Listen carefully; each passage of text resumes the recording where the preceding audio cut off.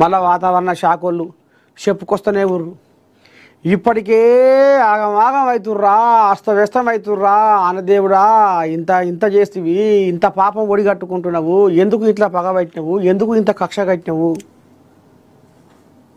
అని పాపం ఊర్ల పొంట జనాలు ఇక్కడి బువ్వ కోసం ఎదురు చూస్తావు. పాపం మరి చూడాలి.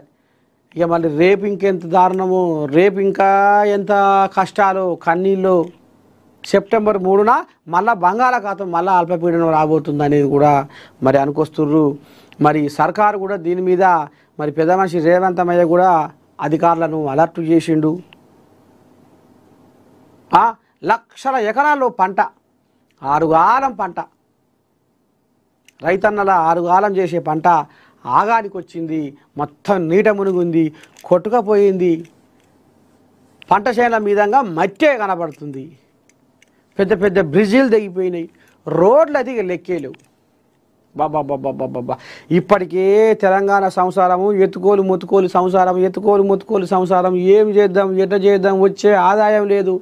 వచ్చిన ఆదాయము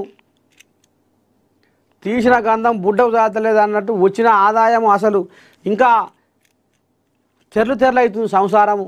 ఎట్లా చేద్దాము, ఏం చేద్దాం అని ఇక ఆయన ఇప్పటికే కుర్చీలపడ ఎలుకోలే తనలాడుతుండు. ఇచ్చిన మాటకు నిలబడాలి, అనిపించుకోవద్దు, మాటలు పడవద్దు, కూతలు పడవద్దు అని ఆయనే నిగ్గదీసి ఇక అటో నిపుల మీద నీళ్ళు చల్లినట్టు ముందరి పోతుంటే ఈ ఆనదేవుని ఎంత పని చేసిండు చూడు. ఆనదేవుడు కోట్ల నష్టం చేసిండు. మరి ఇప్పుడు ఇదంతా ఎట్లా చేయాలనో ఏమి చేయాలనో తలకాయకు నెత్తికి చేతులు పెట్టే కాలం వచ్చింది.